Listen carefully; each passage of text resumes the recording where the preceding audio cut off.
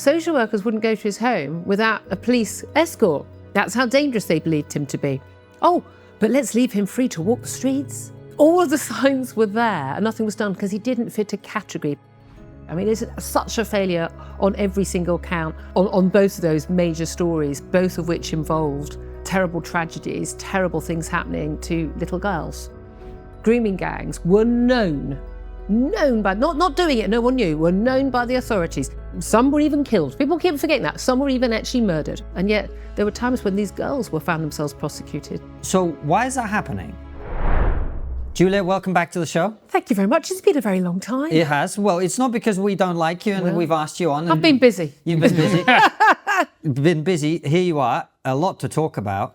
Yeah. And a lot of very serious things to talk about in the last couple of weeks. That, you know, the grooming gangs obviously exploding, that conversation. We've had the Southport murderer sentenced. Yeah. You know, what have been your takes on the last few weeks? I don't know. I don't know about you. I've just been kind of blown away by the whole thing, depressed by the whole thing, and incredibly incensed and angry by the whole thing at the abject failure of pretty much every single authority in our country. I mean, it's such a failure on every single count on both of those major stories, both of which involved terrible tragedies, terrible things happening to little girls. Where there were 13-year-olds being raped for years on end, gang raped by grooming gangs, or in Telford and Rotherham and Rochdale, and it turns out another 45 other cities and towns across the country, or it was those little girls who were killed by Hartley-Brewer in Southport, and the other 8 who were stabbed. Oh, and by the way, you know, the other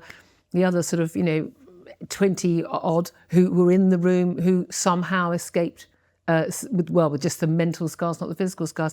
And in both of these cases, they're very, very different, and yet exactly the same issue, which is British authorities whose job it is to keep us safe, failed. And they failed again and again and again and again. But don't worry, guys.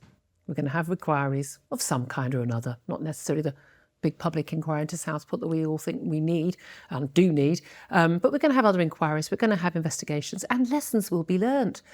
What, like it's the knife's fault? It's definitely the knife's fault. I think it's all down to Amazon. I think in this country, our authorities think that everything is down to nasty things being sold on the internet and hurty words on the internet. And if you could just solve that, we'd all be fine. I think these people are so deeply wrong. I think they are immoral in terms of their failure to do the job. Because you know what? If you can't do that job, you have no bloody business pretending you can, because people's lives are at stake. And I think sometimes, I cannot work out, are they mad or bad? Like, do they just not care about, you know, people's lives? Are they so desperate to virtue signal and not say the wrong thing and not be called a bad word and to still go to the North London dinner parties they want to go to? Is that their concern? Or do they genuinely believe that if only Axel Rubicana didn't have to wait an extra 9 days to buy a knife from Amazon, that the Southport attack wouldn't have happened? Or if only people didn't say nasty things about Pakistanis, then we would have been able to tackle the grooming gangs led largely by men of Pakistani heritage. It's always about words, it's about stuff on the internet, it's never about the actual problem. Do you think that's because, look, I think they do care. I think it's hard to imagine a human being, although some exist, but it's hard to imagine. Most people. It's hard to imagine a government made up of people who don't care about little girls being killed. I imagine. You say that. But let's go back to Southport. I mean, no, not Southport. So let's go back to the grooming gangs, okay? So for years on years, in dozens and dozens of towns and cities across our country, for 10, 20, possibly even 30 years, grooming gangs were known by, not doing it, no one knew, were known by the authorities, known by the police to be going out, to be drugging and giving alcohol to and threatening and grooming young teenage girls in care, in difficult circumstances, and then having them gang raped, tortured, beaten. Some were even killed. People keep forgetting that. Some were even actually murdered. Young girls were turning up back at their care homes, bloodied and bruised. They were being taken to hospital pregnant. Some girls had to have surgery. They'd been so badly injured. Are you telling me there were all these people who cared, the doctors and the care home workers and the social workers and the police and the council leaders and the council, you're saying they cared, but they just didn't care quite enough to stop it? Could you imagine any of us, I like to think any of the audience watching this, my audience at Talk TV, I can't imagine any of us going, well, I'm worried about my career, I'm paying my mortgage, so I won't do anything to try and stop this. I can't imagine, I don't see how you can have any morality and not stop that. Well, on that issue, we had Maggie Oliver, the police whistleblower. The wonderful Maggie Oliver. Yes. Who did give up her career. She did. And she also talked about the fact that one of the comments that I can't remember who made it was either another police officer or somebody in position of authority, said that, oh, these girls, they should have just been drowned at birth or something because of how worthless they were. Well, they were considered. slags, weren't they? They were whores and slags, Yeah. The idea they were underage prostitutes. There's no such thing. There's no such thing as you're a victim of rape. If you're under 16 and you're having sex, particularly with a man who's old enough to be your father or grandfather, you're a victim of rape. End of, nothing to discuss. And yet there were times when these girls were found themselves prosecuted, taken into a prison, into a police cell, and the men who were perpetrating this evil against them were let off. I don't know how you can say, well, most people, well, they might have been good people, they weren't good enough. In the interest of fairness, as somebody who has actually taught in deprived areas, it is systemic, because let's say you notice bruises on a little boy's body, you were taught refer it to your line manager will then refer it up. Yeah. So you have done your job. And all you can do is your job. And if the bruises keep happening, you go to your line manager, what's happening about it? Yeah. But you don't have that much power, particularly if you're at that echelon of the chain. No, absolutely. And we saw in the Sarah Sharif case, she was taken out of school when the school started noticing her bruises. A little girl who ended up being murdered by her father and her stepmother. They took her out of school. Well, first of all, they put her in a jeep to cover her up so she couldn't, her bruises couldn't be seen on her face. I mean, evil people are quite clever at covering up their evil deeds. But the key thing is, if you're in a position of authority, if you're in a position of trust, if you are somebody whose job it is to protect people, if children are coming to you and saying, this is happening to me and you don't do anything about it, if police officers like Maggie Oliver are going to people and saying, you need to do something about this, and you choose not to do it because you don't want to stir up community tensions and all of this, I just think you need to take a long, hard look at yourself. I'd also like to see your hard drive. I'm serious. I think I don't know what was happening in the Roman Catholic Church and the Church of England for all these years, and many other churches as well. It's not just happening in certain churches. The cover-ups that went on and on, where a priest would be found to have been sexually abusing or beating or both children in one diocese. Can you move him somewhere else? This was routine. Send him to Africa. It's okay if he abuses African children. This was routine in the church for decades. It's fairly routine even now. They'll pretend it isn't, but it is happening now. We just lost Justin Welby as the Archbishop of Canterbury because his failure to deal with this stuff he knew and he didn't deal with. There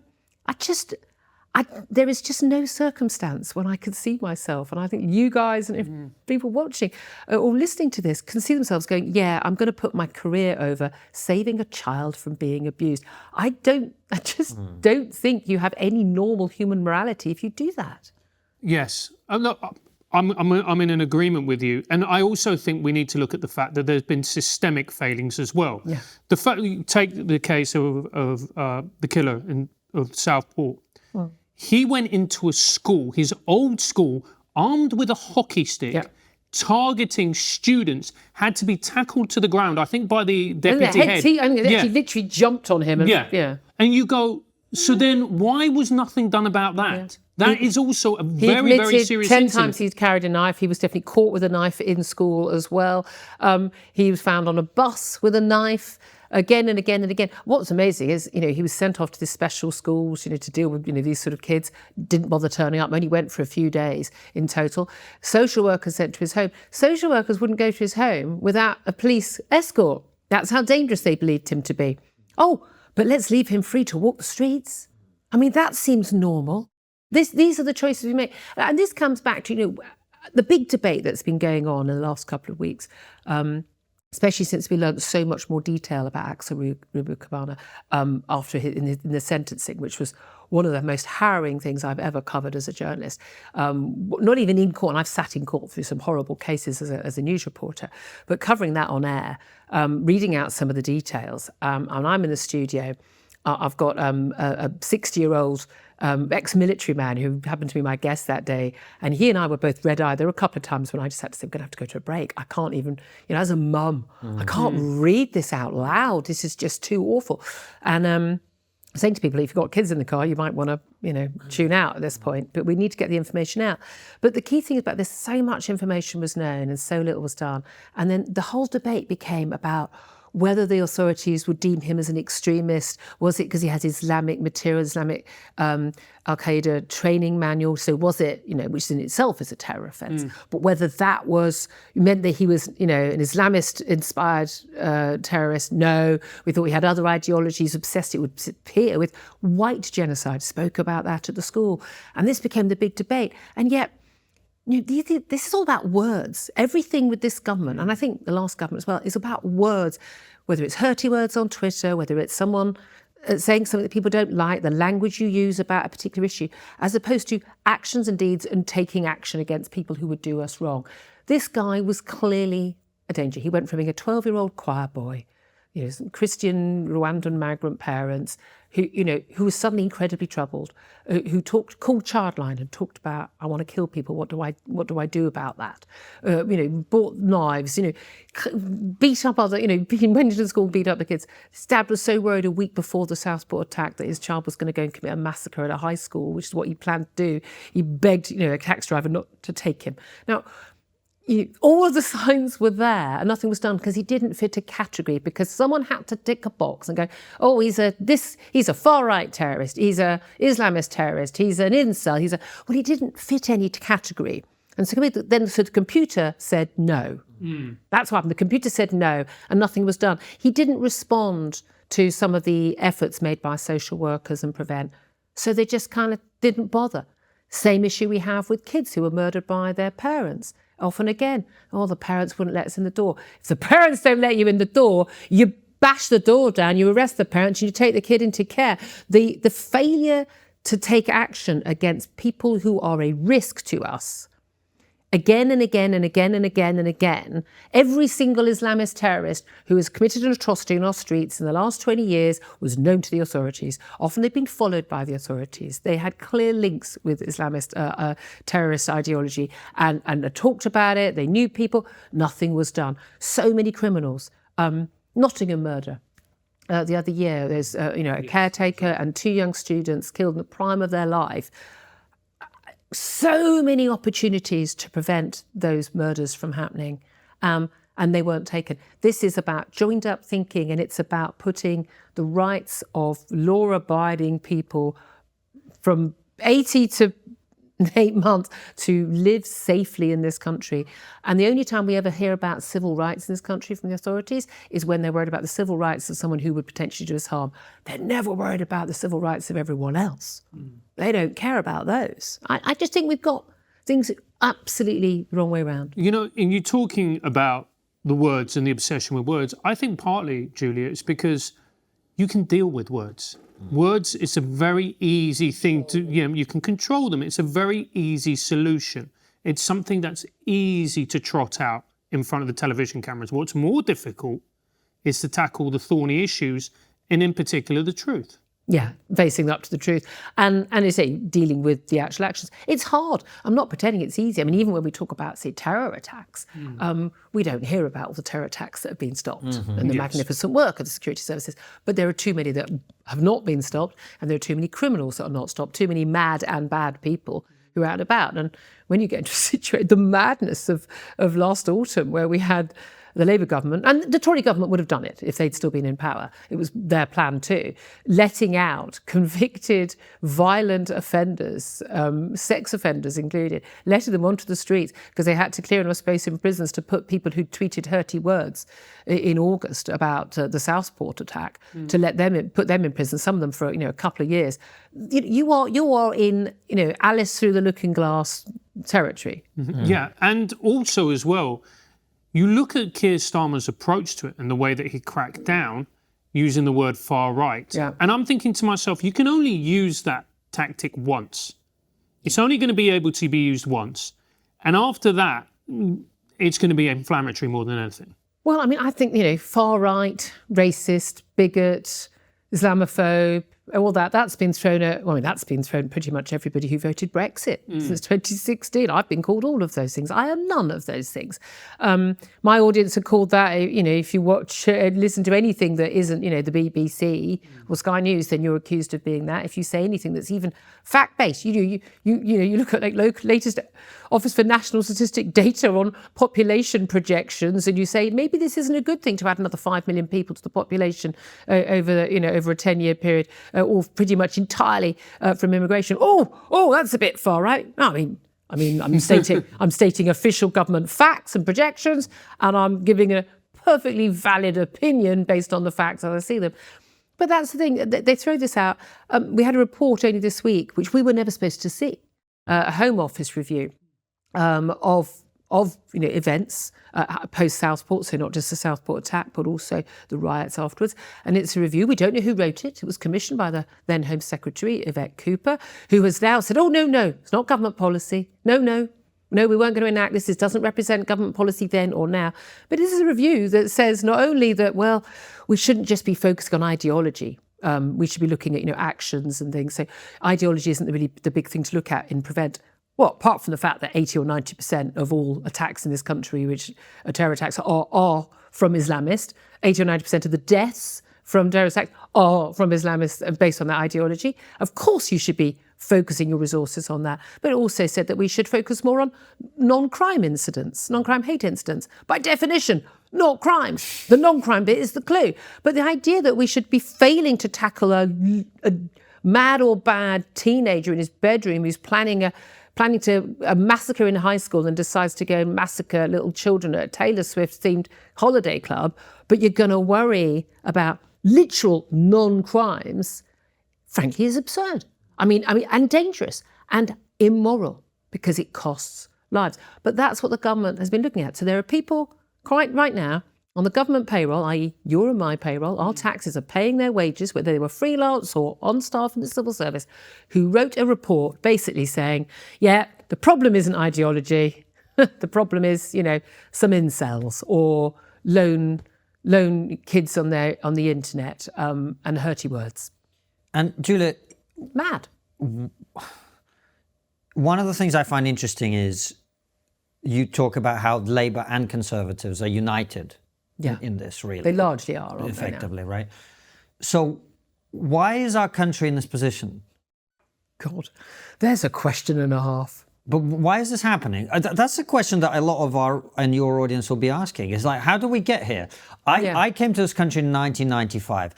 Look, there are always going to be in a country of X million people atrocities and people who are violent. Yeah. And I remember Dunblane, very, very kind of, terrible. But this idea that sort of every few months there's a massive stabbing in which people are killed or blown up or something. Yeah. And that kids are stabbing each other. I wasn't a thing when I was a teenager. It was at times, in the early 2000s. There were the post-Cold Wars. I wasn't a teenager. I guess what I'm asking is something else, which is these terrorist attacks and these incidents like the Southport stabbings. They're definitely happening more now. So why is that happening?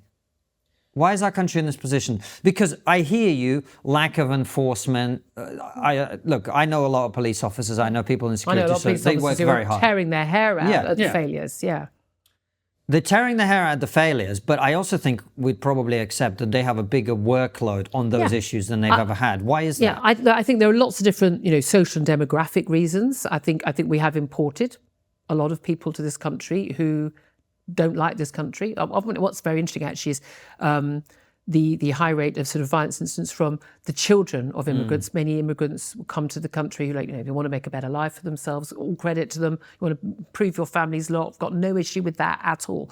But their children often feel from whichever background, not just Muslim children, many other children, will feel like I don't quite belong. I'm kind of got a foot in both camps, and I don't quite belong in either, and will feel sort of an otherness, a separateness, and that can breed problems. Why is that, Julia? Just let's double click on that, because we spend a lot of time in America, and I don't see that in America. America's got a very different attitude. Look, I went to school in America. My mother lived there for a bit, and we used to have to salute the flag and sing the national anthem every morning. My hand on my chest and sing the national anthem. And I said, "Well, I'm not American." I was 7, 8, 9. My mum said, "Yeah, but we're in America. You do what you do what the deal is there."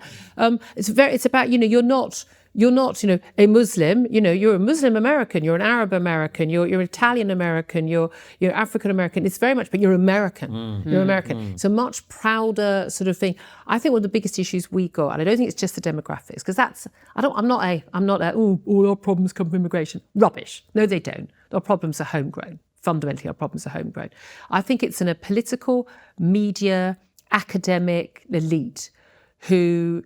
And public sector elite as well. And actually, you can add in quite a lot of the private sector as well. This elite who are just completely out of touch with mainstream British opinion. I think the vast majority of what most people think in the country, who are signed up to an idea that everything about Britain's past, everything about Britain's values, everything about the white indigenous native population is wrong. It's bad, it's shameful, our colonial past is terrible. Not only did we colonise the world and we enslaved people, forget the fact that we were the first empire to end slavery, didn't you get some brownie points for that? No. The fact that, the Industrial Revolution, we're responsible for more global emissions because we invented the Industrial Revolution. Oh, what? The reason why we're all alive right now and not dead because we didn't have modern medicine and we don't have, mass production of food and from fossil fuels. I mean, again, I always say to people, Industrial Revolution, you're welcome, world, you're welcome. They, not we, they are ashamed of everything. They're moral and cultural relativists. They think that all cultures are equal. Blatantly untrue. Because you know what? There is not a mass exodus of people from Western liberal democracies desperately trying to get to Saudi Arabia, to Iran, to Russia, to China, to Nigeria. They're not desperately trying to get to those countries. Why not? Because they're coming the other direction. Because we have a superior culture. We have a superior morality. Oh, can't say that. You can't say that. Well, yeah, I can, because it's true. Because a culture where women and men are equal, where gay men are not murdered simply, or gay women for their sexuality, where you're allowed to be of faith or not be of faith, to marry out of your faith, leave your faith. These are basic things which we take for granted in the West. These are entirely new inventions, and they're inventions of Western liberal democracy. And you've got an entire political, academic, media class who are very uncomfortable about even though they champion those things, and they're all, the trans pride flag-waving folk. At the same time, they will say that morality that enables that freedom in our country, that somehow is equal with the morality and the culture of a country or a religion or a part of the world where none of that is the case. Now, you cannot hold both of those ideas in your head at the same time and be a coherent human being, and yet that's what they're trying to do. They are ashamed of our past, they're ashamed of our present, they're ashamed of British people, they're ashamed and embarrassed. The Emily Thornberry sneering at white van man with his England flag.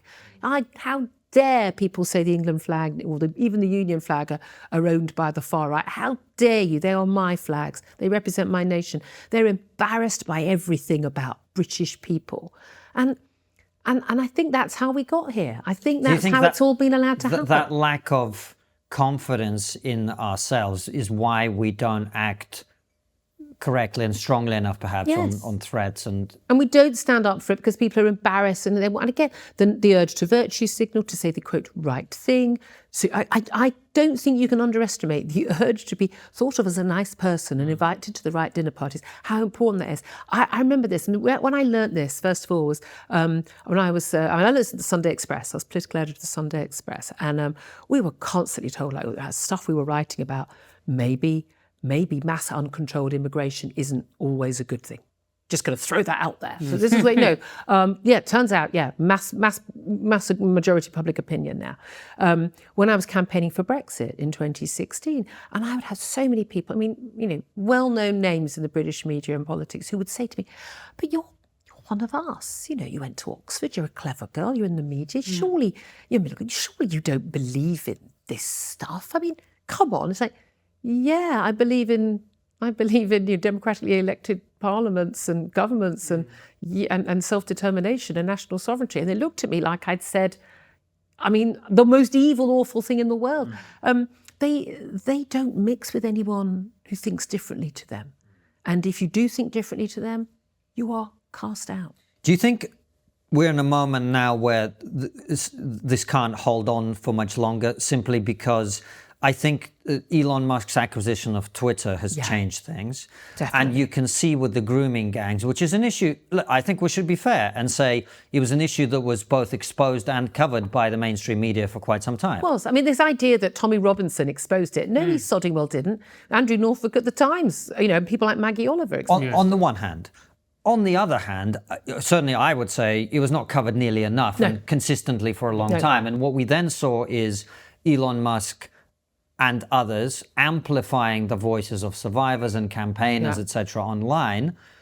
And so now it's starting to feel to me like because of that freedom, you can't really keep the lid down on all this stuff anymore. I think two things have happened. One is when you've called everyone far right, then it has no meaning anymore. And people, the Dominic Frisby song, we're all far right now. Yeah. But that's it. Okay, we're just going to laugh back at you. Just those words, the racism, bigotry, right?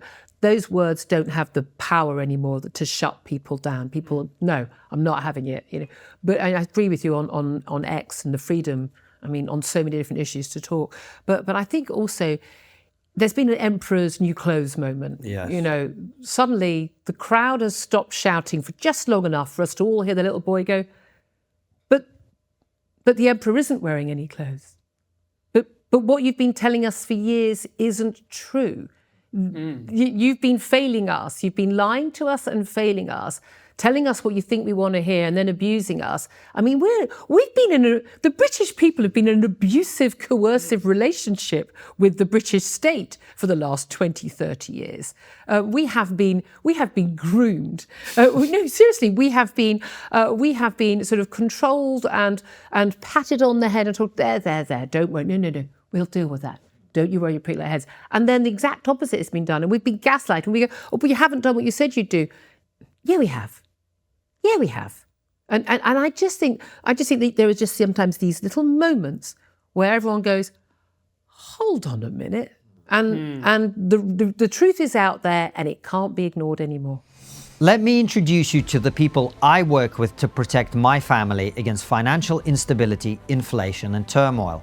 For me, one of the best ways to safeguard your wealth is by investing in gold, and that's why I trust the Pure Gold Company. Here's a tip. If you buy UK minted gold coins like sovereigns, you won't pay VAT when you buy them or capital gains tax when you sell them. All the profit is yours to keep. And the best part? Gold is completely private investment. It's outside the banking system, so it can't be manipulated by governments or anyone else. Unlike digital assets, it's yours in the truest sense. The Pure Gold Company is trusted by first-time investors and seasoned professionals alike. What I really appreciate about them is their knowledgeable, pressure-free approach. They explain everything clearly so you feel confident about your decisions and they never push you to buy. Physical gold has stood the test of time as a store of value, and it offers peace of mind that other assets can't match. It's reassuring to know that even if the banking system falters, your gold and its value remain safe. Whether you're looking to diversify your investments, protect your savings, or just gain the security of owning a real physical asset, we highly recommend the Pure Gold Company. Click the link in the description or go to pure-gold.co/trigger to get your free copy of the investor guide. That's pure-gold.co/trigger. Take control of your financial future today. The worrying thing is, Julia, I was looking at polls the other day where it's showing that the Gen Z's faith in democracy terrifying, is at rock bottom. And then the part of me, the outraged millennial was like, well, young people, and then I thought, well, let's look at it from the perspective of first principles. Yeah. You voted to lower immigration. Immigration hasn't gone down. By the way, Gen Z didn't vote for that. But we voted. They're what, like 17? No, they're like 30 to 17-year-old, 27-year-olds, something like that. Yeah. But we voted to lower immigration. Immigration wasn't lowered. In fact, it was raised time and time and time again. Policies that we demanded have not only been ignored, they have also done the exact opposite. So when Gen Z turn around and go, I don't really have an argument, do you? I do, because as I said, there's a reason why everyone talks about strongman politics, but no one is moving to those countries desperate to make a new life there. They want to come to democracy. As Winston Churchill famously said, democracy is the worst form of government apart from all the others. Yeah. It really is. I mean, again, one of the reasons I was a Brexiteer, I want democratic accountability. Yeah. So my thing was, I didn't think that us not being ruled by Brussels was going to immediately make Britain a better place and get more accountable policies. My thing was, but when they bugger it up, as I know they will, under Boris Johnson, Liz Truss and Rishi Sunak and Keir Starmer and everyone else, at least we can blame them and they can't say, what can I do? Brussels wouldn't let us do it. Those are the EU rules. I want to know, you're accountable to me. I'm a voter. You're accountable to me, not to them. And I want you to act. And when you fail to act, you will be punished, which is why the Tories are not in power and why Labour is in power now. Let me push back on that. So what about, the kid will go, right, what about illegal immigration, Julia? We've done nothing to solve it. And whenever we've tried to do something, it's a European... That is actually not true. We have processed lots of asylum claims by granting them all. That solved it. Then There's no more backlash. But the European Court of Human Rights. But democracy does not ensure that you get everything you want from any government or that they will do what you want. What it ensures is you get to get rid of them when they fail. So Tories have failed, Labour will fail.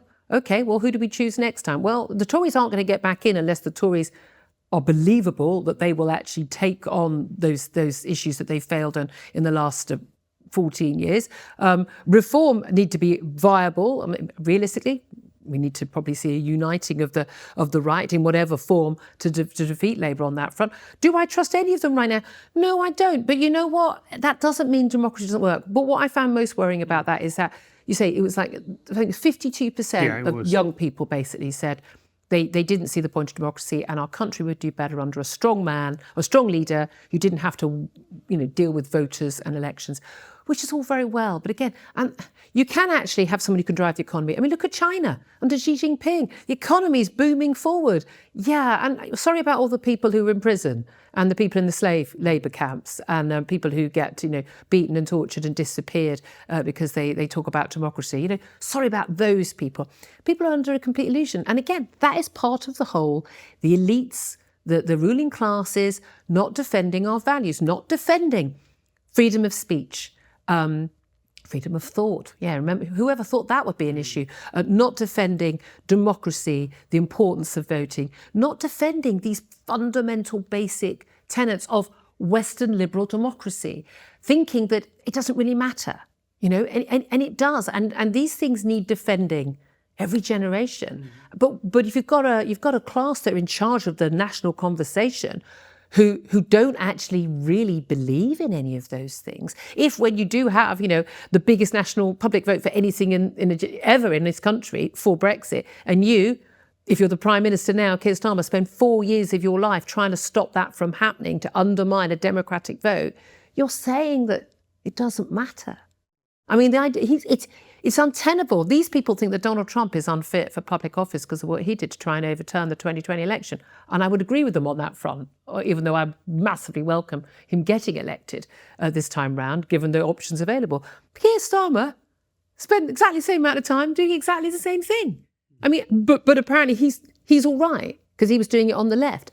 I just think there is absolutely an answer to those teenagers and those 25-year-olds to say that no, our values and our system it's not perfect, but it's better than the alternatives. I do agree with you. But then when we talk, for instance, we interviewed Liz Truss in this very room, and she said that she couldn't do anything because of the civil servants, that they try and implement policies and that the civil service rebuff them. Then you go, well, do we actually live in a democracy or do we have this unelected, unaccountable blob who are actually in charge. Well, we do, but here's the thing: let's get rid of them. And I love that's one of the things that we were told we've got this world-class, first-class, civil service.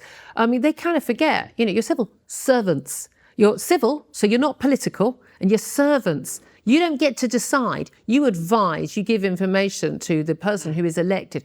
And we don't have a system where our cabinet ministers are experts in the subject. The civil servants are supposed to be the experts. But then the choices are made by democratically accountable politicians. And if they refuse to actually stand by that on both sides, then they deserve to be ousted.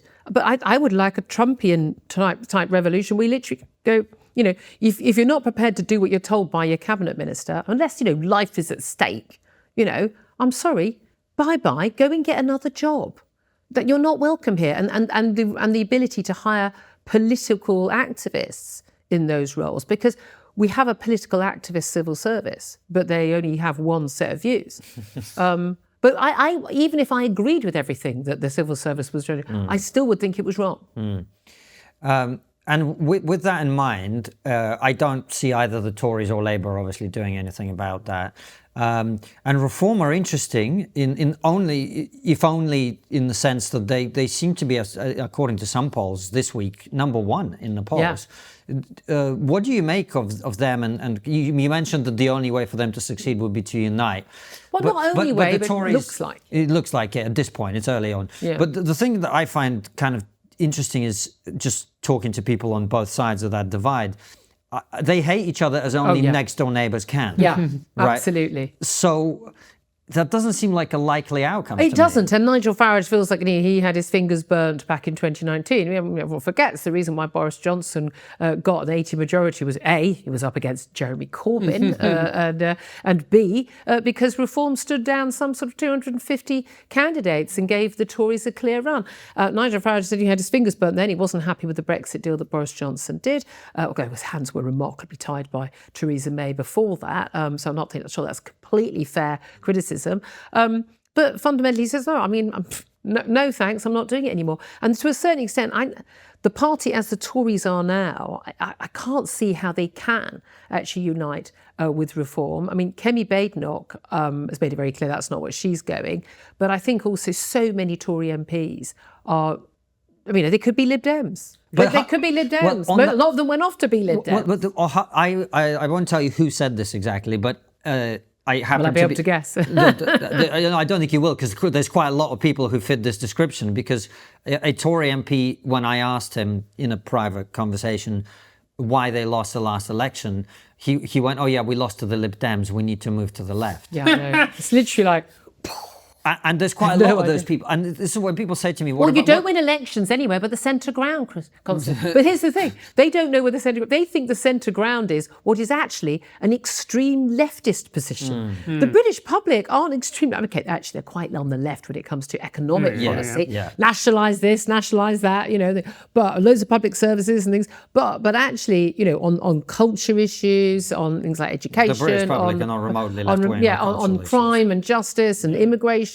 Foreign policy. No, very much centre-right, but centre-right. But we've never had a successful hard right or far right party in this country. But by the way, the EU is wonderful and lovely. Yeah, they're far right and literally far right, not hard right, not or anti-immigration parties. I'm talking properly far right parties do very well.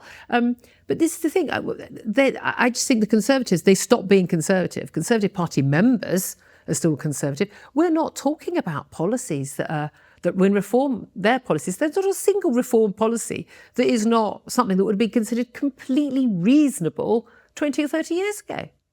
So do you see that as the vehicle through which our democracy is more reflective of the views of the public? It depends, doesn't it? And what's so different here from the rest of mainland Europe is our voting system. Yeah. And I'm a big fan of first past the post. I don't like coalition governments that take 6 months to put together and can fall apart because the Greens have decided to leave coalition. No, thank you. I want a government. Here's your choice at the election. This or this. I do think the barrier to entry to become a viable opposition or a government for a political party in this country is very high. perhaps it's not a bad thing that it's very. You need to be a serious organisation. I think the financial barriers are too high, certainly, and I don't know I'm not quite sure yet in my head what we do about that, because I'm not a big fan of multi-billionaires funding political parties in that way, but from whichever the parties, whether they support or not. But we've seen, I remember, you think back like 1983, because I am that old, the SDP Liberal Alliance. SDP got like a handful of seats, and they got sort of 20 odd seats between them, with 25% of the vote. And that's easy to do. Lib Dems talked an awful lot about changing the electoral system. They mention it every now and then now, but with 70 odd MPs, not so bothered anymore. So I think the key thing for reform are going to need to be around the 30% mark to get a serious number of MPs and be a serious force.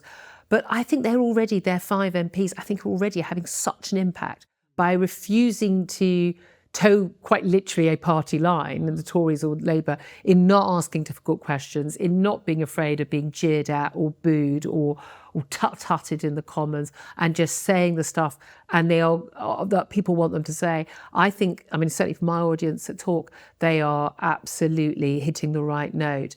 And if they can keep their act together, and we don't see some of the sort of selection of candidates that we've seen that's been a disaster in the past, I think they'll go a long way. And I can't see Nigel Farage being willing to do a deal with the Tories, but I equally can't see the Tories being willing to go to reform positions, a lot of things, or, crucially, even with Kemi Badenoch as leader, who's someone I do like a lot, being thought of as credible on that, given everything they've said before and have failed on. And why do you like Kemi Badenoch? Because she actually has talked the talk on some key issues, trans ideology and its attack on women's and girls' safety and rights. She has talked the talk on that, and walked the walk on that, and stood up on that, gone out of collective cabinet responsibility on that. She has also been very open, and again, much easier for her again, as a woman of Nigerian descent, to talk about cultural issues and stuff and be open about that. And we had to say we need to tackle that, and I like her for that. I'd love to know where she was during lockdown. That's still where people stood in lockdown is still a big determinant for me. And did you fight against Brexit after it had been voted for? Are you a Democrat? That's simple as that. Yeah. No, Liberal Democrats, neither Liberal nor Democrat. Done. People who kept quiet on lockdown long after it was blatantly obvious that lockdown, by the way, this was around June 2020. Yeah. If you were still not campaigning against lockdown in early 2021, I want to know where you were, and I want to know your reasoning, because unless you were trapped underneath something heavy and unable to reach a telephone or a Zoom call, then I want to know where you were. It's a good proxy for independent thought, isn't it? But also the willingness to say stuff that's unpopular at the time, but that is right. Yes, absolutely. It's interesting. Sorry, I've lost my train of thought. No, go ahead. You can't get the quality of questions these days. But you know what the problem is, and there's something else that I think, this is actually one of the main reasons I voted Remain. It's not because I didn't agree with some of the arguments for Brexit. It's not because I didn't think that if it was handled capably, it would be a success. There are perfectly good reasons to have voted Remain. But my problem was I looked at our politicians and I go, none of you are competent enough to be able to deliver this. But you thought the European commissioners were? Look, the status quo for me was better than Really? than the really caliber. are conservative, mate. I still genuinely, and I know I've harped on it a couple of times, because I do think that was a really telling moment in British modern history. There's not a single day when I would not put that in my top 10 greatest days of my life. And I've had some great days. But Julia, but I don't want to talk about Brexit because for me it's done and whatever else. I'm talking about caliber of politicians. Yeah. I'm talking about competency. Here's the thing. When people talk about the poor calibre of British politicians, and people say, well, when are you going to run politics? I couldn't toe the line. There's no way. Yeah. There's no way. My skeletons in my closet, they're mostly out and about, I'm pretty sure. I just think it's a terrible, terrible life. I can see a point when at some point I go, right, I'm done. I'm going in. I'm going to have to do this. Yeah. But we criticise politicians, but we don't do it ourselves. And also people expect politicians to have this perfect, squeaky clean life, or to never say anything. Well, I don't. Most people do. Never to say anything slightly wrong, never to never to have a gaffe. I mean, people have such ridiculously high expectations of politicians, and I know people go, "Oh, they're paid so much." Not compared to actually a lot of very well. They're not paid well. They're not paid well. Exactly, they're not.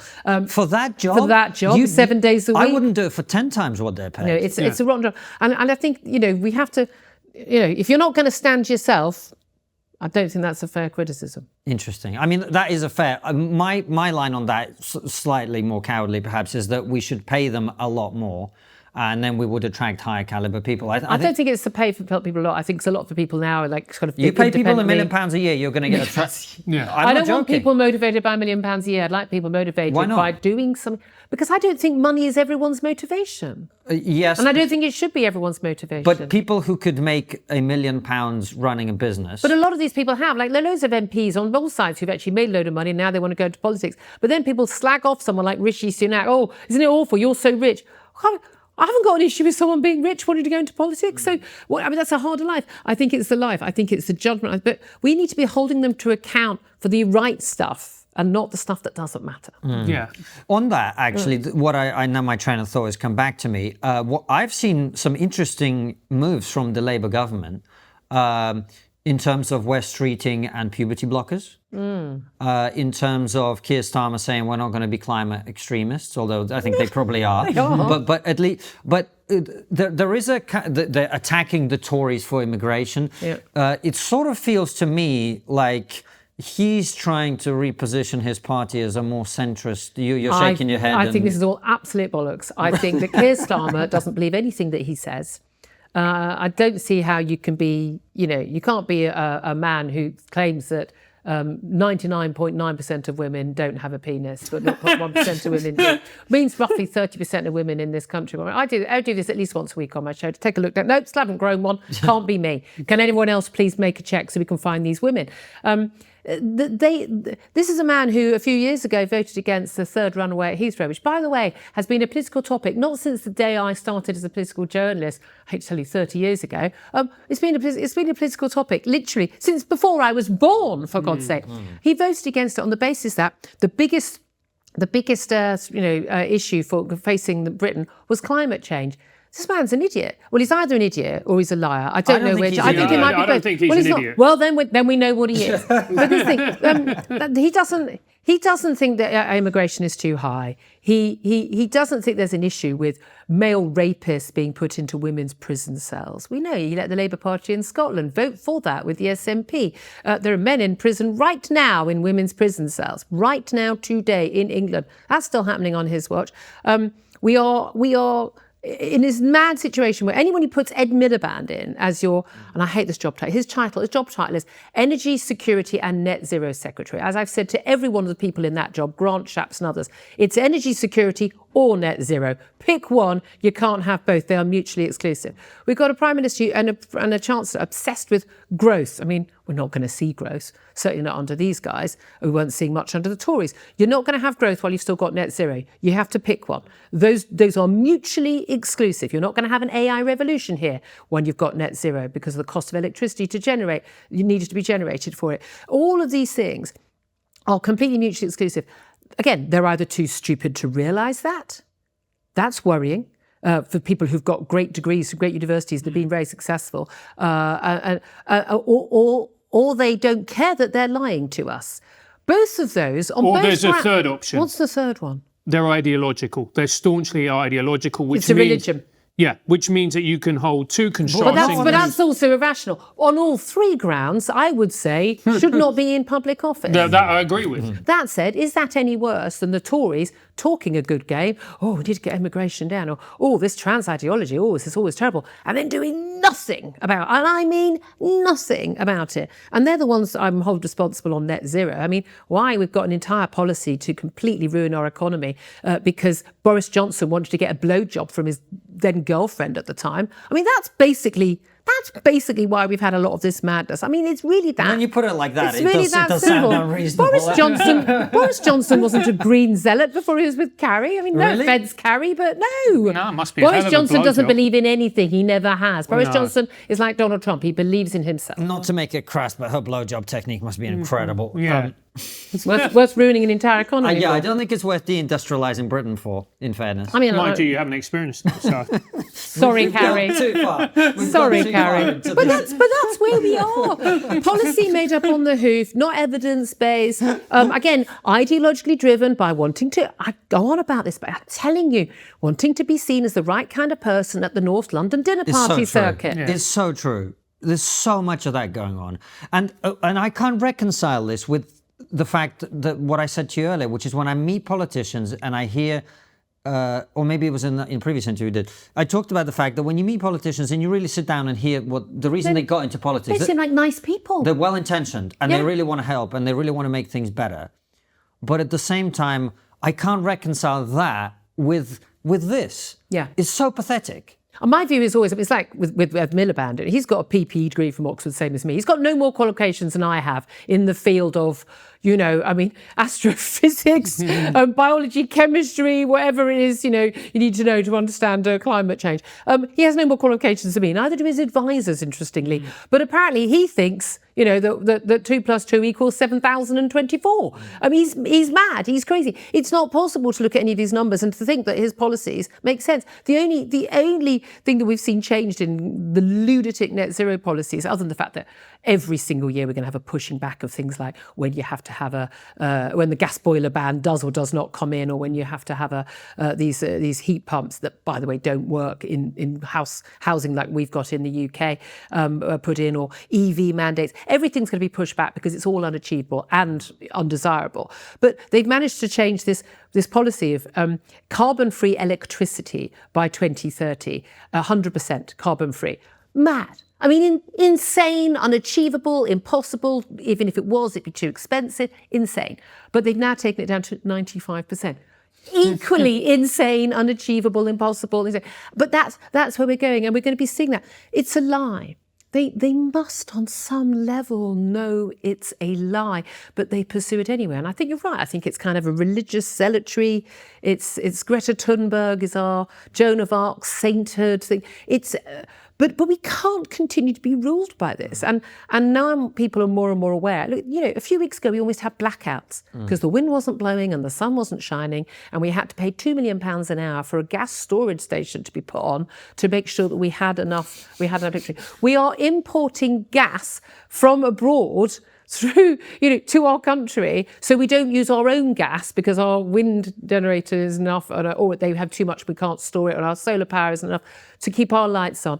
And at the same time, we've got submarines from the Russian Navy patrolling our seas to check where our cables are, electricity and otherwise, so they can cut them in a time of war. But yeah, in no way is this a national security risk. We're one of the world's biggest economies in the 21st century. We are literally switching off our ability to create our own electricity and other energy. We have terminated our ability to make virgin steel. That might be useful in a time of war. Do you think? Well, there won't be a war. Sorry, have you seen Ukraine? Have you seen what's happened in the Middle East? Has anyone heard what Xi Jinping's aims are with Taiwan? We are literally, we're not cutting off our nose to spite our face. We are literally flailing our entire bodies to spite our face. When you were talking about this and you were breaking it down, what it seems to me is that politicians have infantilized all of us. They're not telling us the truth. Yes. They're talking to us like children. And we're living in this very nice fantasy world where green jobs, where we are going to be able to save the planet, lead the world. And sorry to say it like this, but it just ain't going to fucking happen. No. And we're in a fantasy land at the moment. And we're going to impoverish ourselves. And we're trying to impoverish the third world as well. That's what's even more immoral. Not only making it harder for people. Okay, but if you're well off, okay, your eating bill goes up, but you can still afford it. Oh, you have to have one less ski holiday. Oh, well, I'm so sorry. If you're genuinely worried about putting the third bar on your gas heater on, you know, that is the difference between living and dying for someone elderly, okay, Yes, or someone of course. disabled. That is that serious. Cold kills. Heat doesn't kill anything. 9 times more people die from cold than die from heat. It's immoral to make energy that expensive. What's even more immoral is to tell the people in the developing world, you must not have the benefits of fossil fuel and industrialization and modern, you know, electricity and cooking facilities and refrigeration, and you must not have this because saving the planet.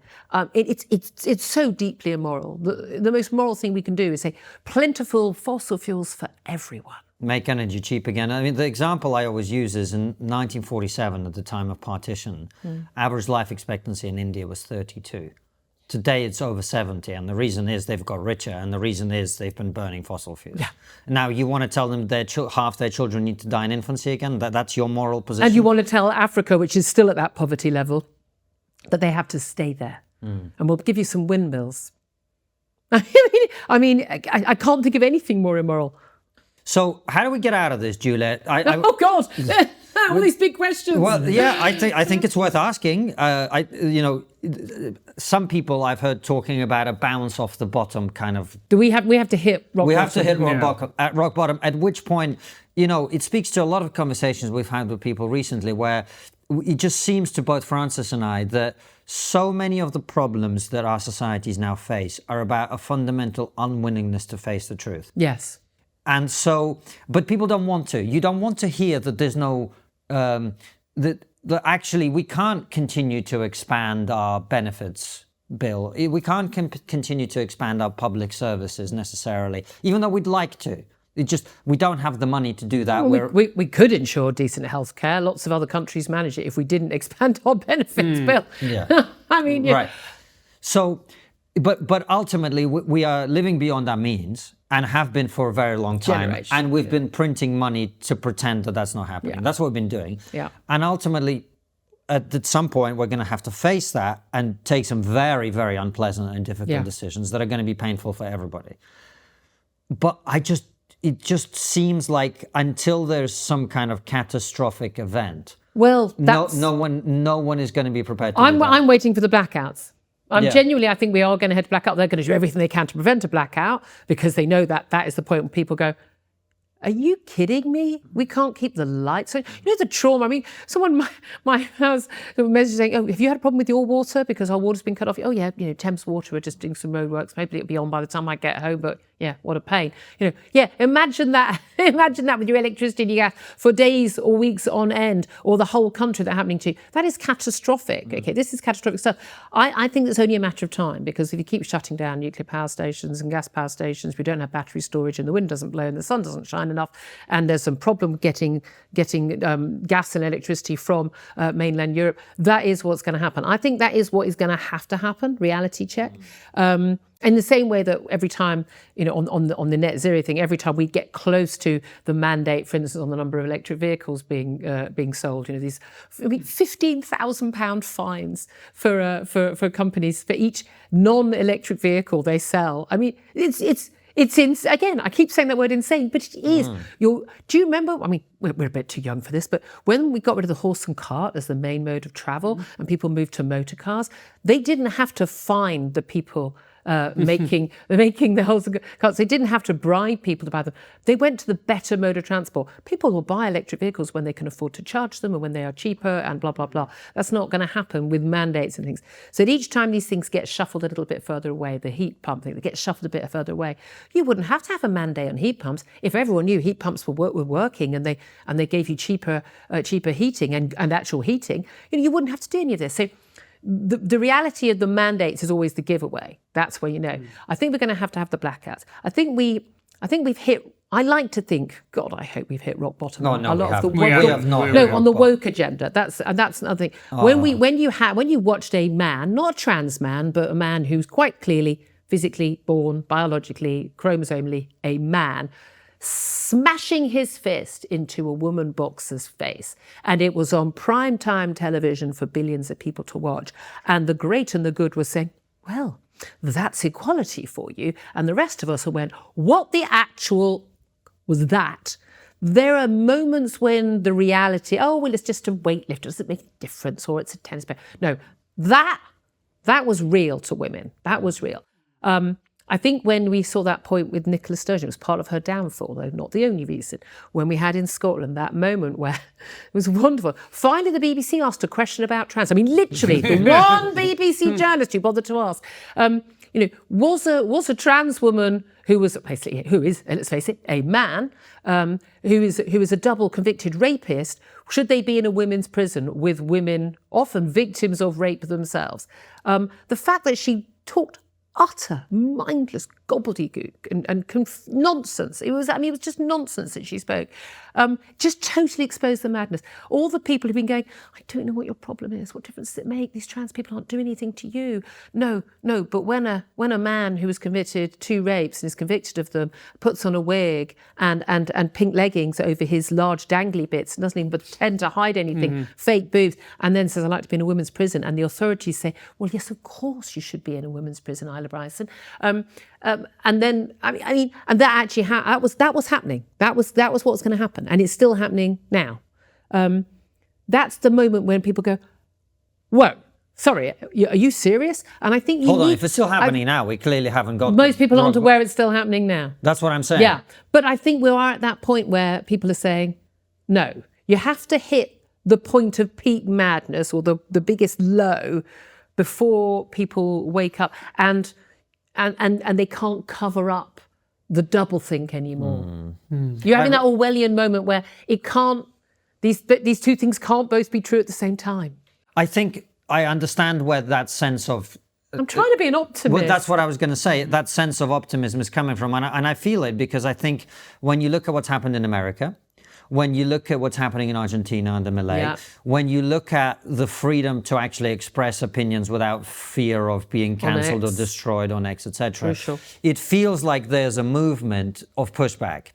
The reason I'm skeptical that we've hit rock bottom is I think our country is in a very different place at the moment to those other things. So to the extent that all of us now live more on the internet than we do in our country, which kind of is true for a lot of us, I think that I understand the sense of optimism. But I think in the UK, I don't think we've remotely hit rock bottom. Okay, I do worry about that because the big hope, when certainly on the day one of the Trump presidency, the executive orders. Again, this is a mind-blowing thing. One of his first executive orders was to recognise there are only 2 genders. I mean, male and female. Yeah, because by the way, gender and sex used to mean the same thing. Yes. And in my head, they do still mean the same thing. Call yourself Sheila. I do not care. I'm not interested in what you wear. I don't care.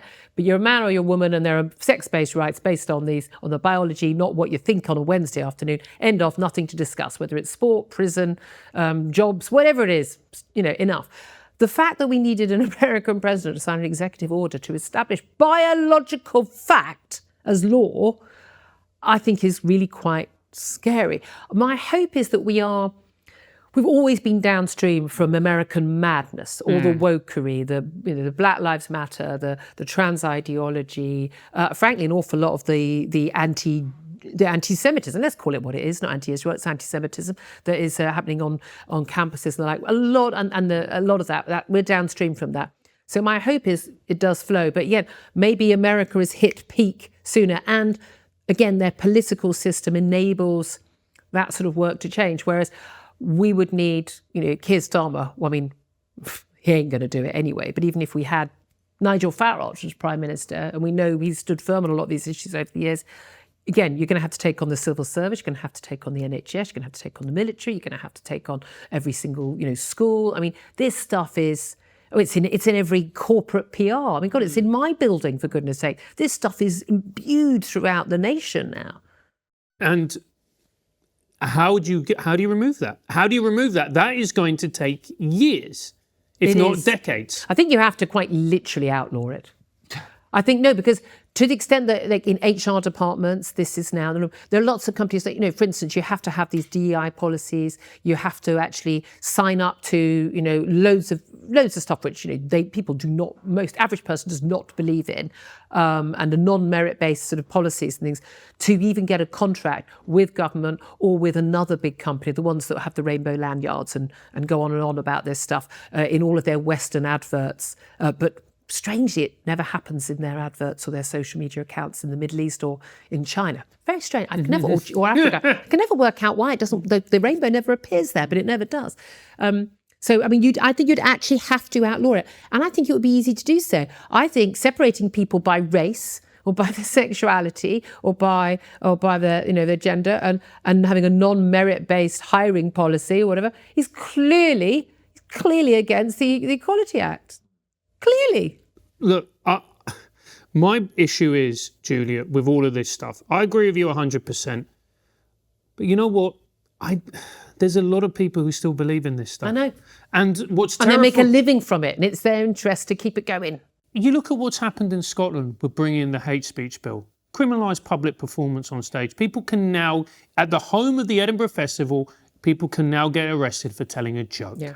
I would rather they were being arrested and it was all public than they were being quietly cancelled without any action being. And you go, well, those are just, we always talk, well, there are consequences. Well, that's your consequence. You get taken off stage. Let's make it more obvious. Let's take it to the limit. Arrest people. But you know what? Go before a jury and see what the jury thinks. And also there's a shadow of blasphemy laws, which are being openly discussed. And my worry is not even that these things are being implemented. My worry is that the people that I talk to, a lot of people, particularly in that echelon of society, don't see it as a problem. And that's when I get the panic bells and I'm like, this is... By the way, not only do they not see it as a problem, they think you are a problem for seeing it as a problem. Yeah. But by the way, we already have a blasphemy law. We already have a blasphemy law. Because that grammar school teacher in Batley, he's living under that law because he and his family have been in hiding for 4 years for fear of their life. The reality is there's lots of things that we will say about pretty much any religion apart from Islam, or go up against. Showing a picture of the cartoon of the Prophet Muhammad, with the Charlie Hebdo cover. You wouldn't do that now. You wouldn't do it because you'd like to stay alive and you'd like your family to stay alive, and you won't. It is a simple matter of fact. You will be in hiding the rest of your life if you do that.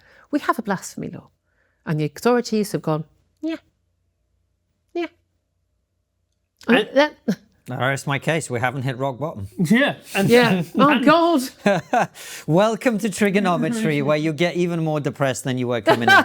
However, I think... Tune in next week. However, I think your point is actually broadly correct, which is there is a sense now in some parts of the Western world that this isn't forever. Yes. That there's the possibility that if you elect the right people, or the better people of the two that are available to you, let's say, if they promise to do this, there is the possibility of doing it. And maybe it's going to take some time. I think a lot of it needs to take time because people need to know. I mean, again, people need to know what the trans ideology was doing in terms of damaging and women's safety and rights. You need to know. You need to know that net zero is going to cost jobs and ruin the economy. No one knows that. No one knows that. Exactly. You need to know that. Look, God, I can remember the amount of times I used to do the breakfast show and talk, and I'd have MPs on, Labour MPs in particular, and I would say, okay, just give me a clue. You're signed up to this. What percentage of not just right now today, but on an average, what percentage of our electricity do you think it comes from renewables in any average year? A percentage of our energy, and they were like, I don't know. No, I mean, I'm not going to hold you to the nearest 20%. Can you give me that? Oh, mutter. I mean, nearest 50%. Give me that. They wouldn't know, and I'd say it's like sort of 4 or 6%. And that's of all our energy needs. I mean, even when they talk about electricity, that's only 20% of our energy needs. These people, MPs, who are voting on this stuff, who are campaigning on this stuff, they don't know the most basic facts about energy production and energy use in this country. Why would we expect that the public do? I mean, I think the role of shows like mine, I write a column for The Sun as well, and podcasts like yours, who've been campaigning just to get the facts out. And I remember doing this through lockdown as well. I felt I was it was public service broadcasting. It's the proudest thing I've ever done. Wasn't right about everything. There are things that a lot of people would disagree with me on in different directions on my views on those things. But I just felt like I just want to try and get the alternative views on. I want to just make sure people have got an outlet they can hear. In fact, I was probably the only journalist on broadcasting who was challenging cabinet ministers week in, week out, actually on some of the policies they were making and demanding, cost-benefit analysis and the like. People cannot wake up to something if no one has told them they're asleep. Yes. Yeah. It's so true. And I'm so glad you are raising this issue about net zero in the way that you are, because I really see that as it's a set of luxury beliefs that we simply can't afford anymore. It's as simple as that. It's going to cost lives. Yeah, it already It's is. going to Well, cost pensioners freeze every winter because electricity is too expensive and gas is. Well, how much? Yeah, the question becomes, that's where our politics gets it wrong, and it brings us back to the start of the conversation where we talked about, what's the solution to children being stabbed to death in Southport last summer? Changing the rules on what evidence of your adulthood is needed from Amazon when they sell you a knife, right? That's what they think the solution is. And that's when you get to energy prices are too high.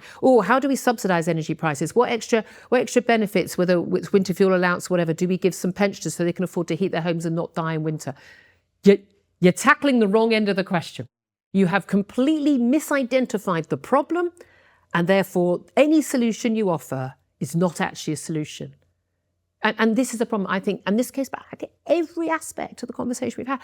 Politicians who have completely misunderstood the problem, misidentified the issue, and therefore any efforts they make to tackle it are going to go completely and utterly unnoticed. Well, they're either going to do more harm. They're certainly not going to improve things because they haven't identified the problem. To the extent, go back to immigration.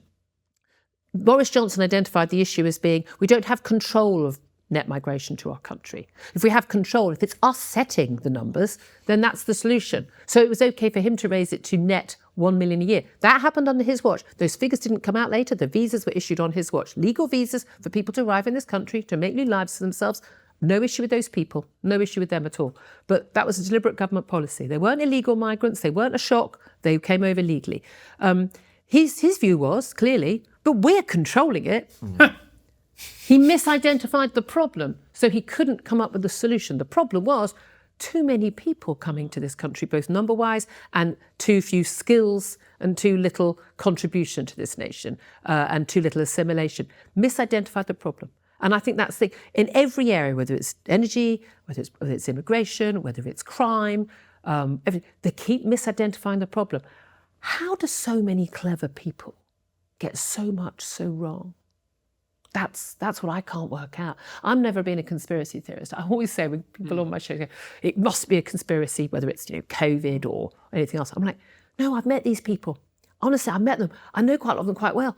They're not clever enough. They're not clever. The moon landings, no one was clever enough to conspire to do all of that. But I can't understand how they can get it so wrong when we've not got PhDs in these topics. We can see it. It's in black and white in front of us what the problem is. So what are they missing? Is it the will? No, but the will would imply you actually had identified the problem and wanted to do it. Some of them have. Some of them have. Yeah. I remember during the Tory administration talking to Tory ministers who would agree with every word you've just said. I know. While implementing policies. And then shut up about it, yes. Yeah. Oh, yeah. I remember talking to a lot of ministers, like we say, during lockdown. I knew we had a third of the cabinet behind us. I knew. There were people calling me up. None of them said it.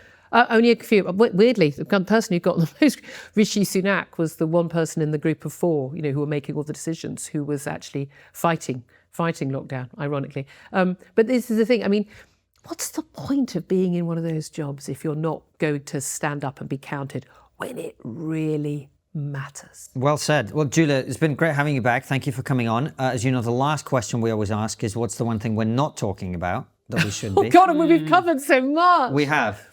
We covered so much. Gosh, I wish I'd thought about this earlier. We should have given you a warning. You should have reminded me. We like to surprise What's people. The one thing we're not? Well, I say I don't think we're talking about net zero enough. I don't think we talk about demographics enough and the ageing population and how we need to make it so much easier for so many people to start families sooner and be able to afford a home and have a family and have the 2 or 3 kids that they want, and everything that we need to solve in our country in terms of our future economy, paying for the NHS and things like that, actually, and not needing, we're told, to import lots of people from abroad and deal with those issues, could be solved by actually enabling people not to leave university with a load of debt, not be able to afford a home and not be able to start a family and have the family they want. Our demographics are absolutely atrocious. Not as bad as some other countries, but That is something that we don't talk about enough, and that would solve a lot of problems. And you know what? It would contribute to the sum of human happiness. It would do indeed. And also when people talk about this woke stuff, I mean, I have a little sympathy for young people. Why would you be conservative if you've got nothing to conserve? Absolutely. It got depressing again. I'm sorry, guys. We promise that when we go to Substack, it will be uplifting. Our American viewers just tune in for the depression porn. Yeah. All right, head on over to Substack where there'll be uplift.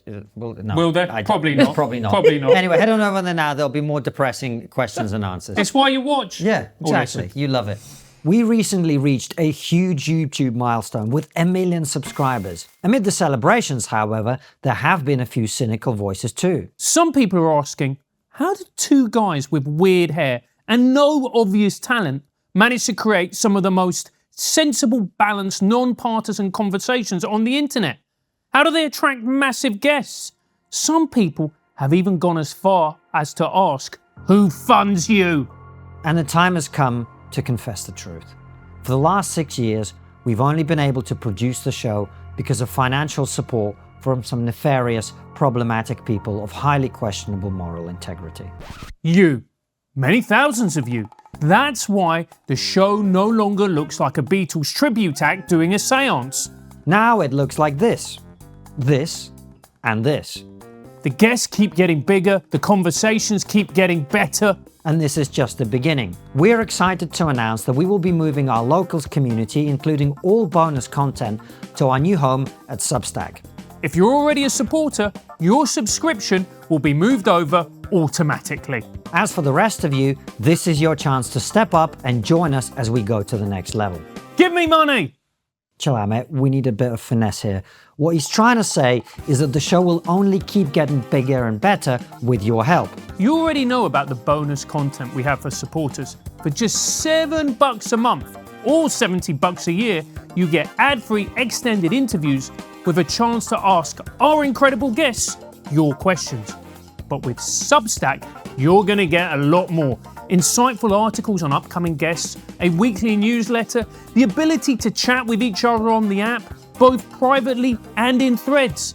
You'll also be able to connect your podcast listening app like Spotify or Apple Music and enjoy the extended ad-free interviews on the go. Your support will mean that we will be able to do more incredible US and other overseas trips with bigger and better guests. That means more phenomenal extra content for you as we get the best minds in the world to talk about the issues that truly matter.